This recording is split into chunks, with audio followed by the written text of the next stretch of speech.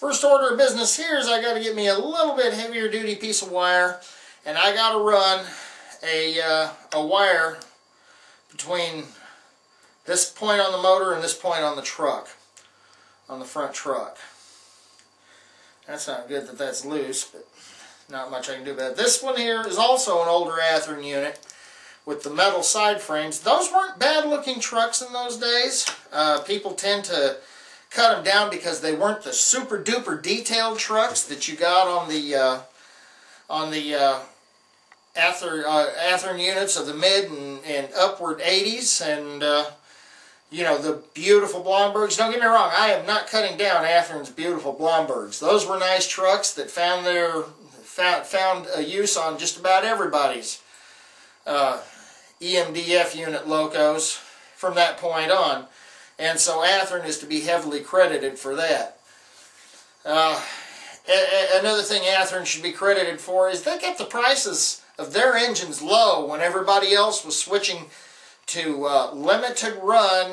Let's import only half a dozen of these things and watch 50 million people want to buy them. And then we can charge exorbitant prices for them, especially on the used market.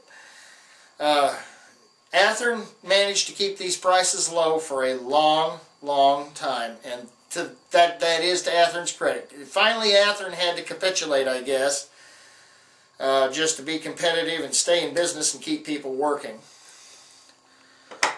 So I'm going to go ahead and hook up this here wire.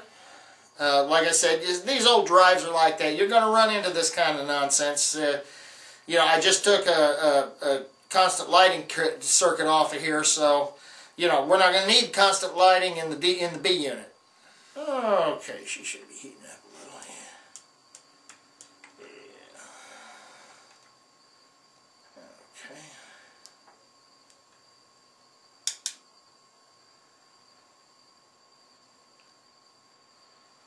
Oh, I missed that, didn't I? That seemed to come right off.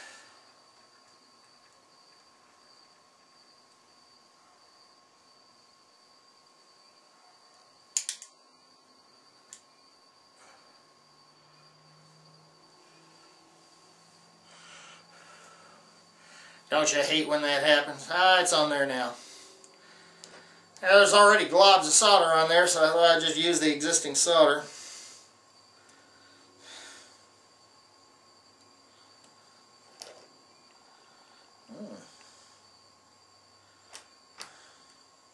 Ow! Little hot.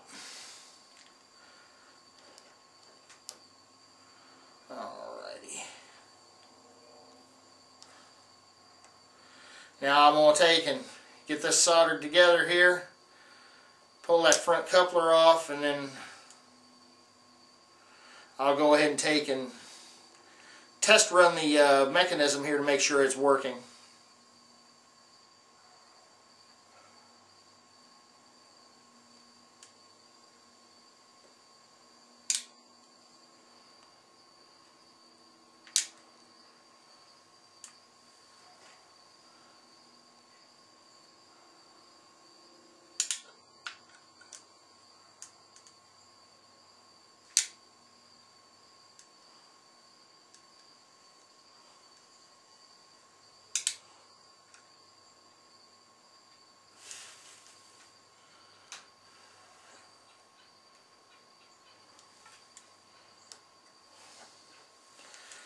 Okay, that ought to make the unit work anyway.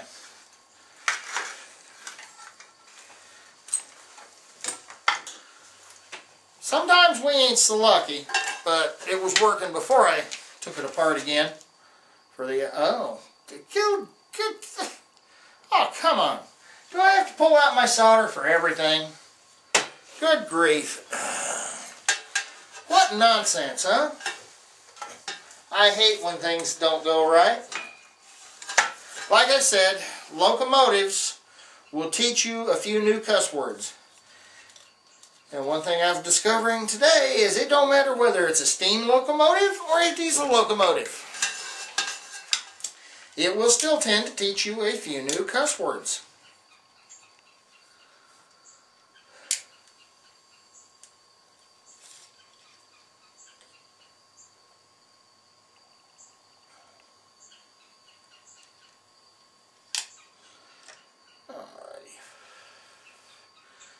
Ain't this fun?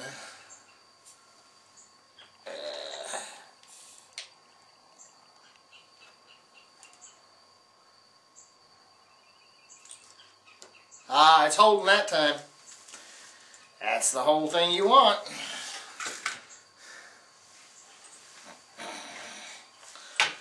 Get it up to 6,000 degrees and that changes things. Okay, I got her going.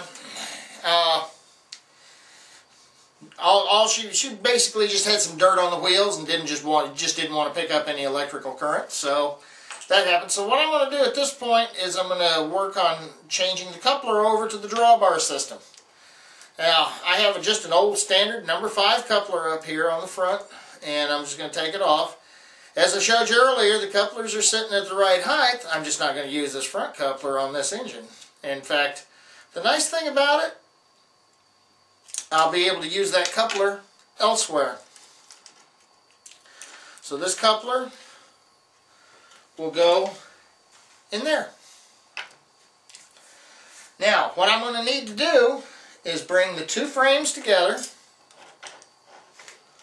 and we want to get them about this far apart. Now I'm about to illustrate to you exactly what it is I'm talking about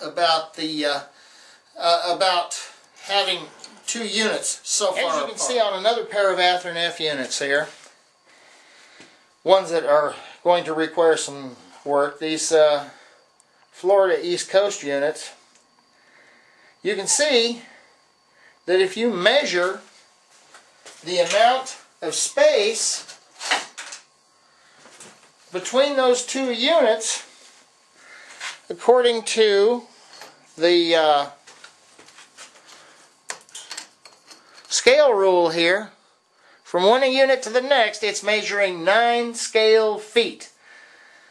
And as you can see, even going, even with the door overhang, you're not knocking out more than maybe 6 inches there on each unit, so that would make it an 8-foot jump. That's a little bit far for anyone to jump between units, and it would be very unprototypical. This is the reason, and because of the way these old Athearn units are set up, which is understandable for the technology of the time that these were brought out to market, which was you're talking the 1950s technology here that you're looking at. So what we have to do to compensate for that today and bring those units together, and this is the same, I'll be doing that to these Florida East Coast units eventually too, but what I'm going to do to the Baltimore and Ohio units is bring them together again using a drawbar between the A and the B unit. And that will make all the difference in the world as to how it actually looks when it goes down the railroad tracks pulling a train.